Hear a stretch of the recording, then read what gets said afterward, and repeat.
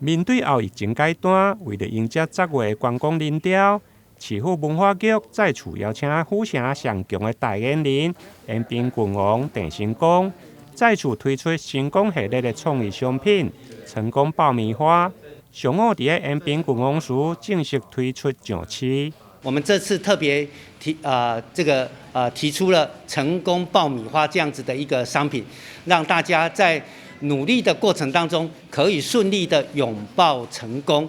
那成功系列的商品过去已经有发展出成功洋芋片，有原味的口味，那也有芒果的口味，那也有大家喜欢的成功啤酒，也有原味的口味，也有女孩子很喜欢的荔枝口味。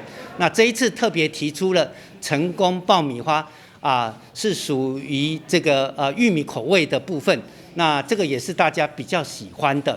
那这几年来，文化局搭配的这些知名的零食，那也邀请郑成功来代言。那其实背后我们想推的是我们的古迹文化的部分。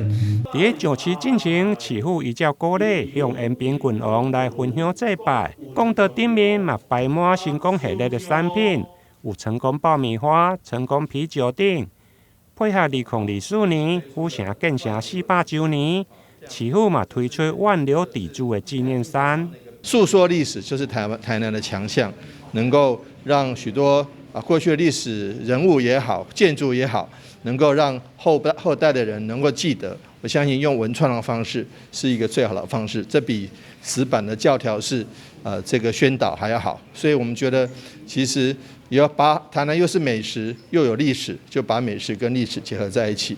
这个文创这个成功爆米花，这是我们新的。另外一个，为了庆祝这个义载京城建完成145周年，所以我们特别把义载京城上的一个匾“万流砥柱”印在 T 恤上面，能够让许多好朋友，这个万流砥柱应该是各方面都可以用不管是所有的行业几乎都可以用。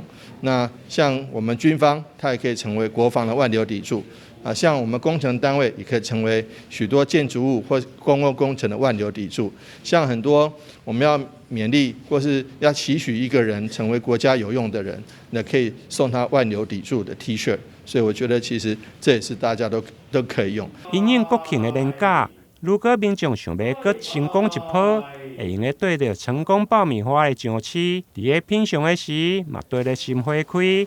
目前成功爆米花只限定台南的果汁店来独家贩卖，预计将引起一波新的抢买热潮。台南新闻联播采访报道。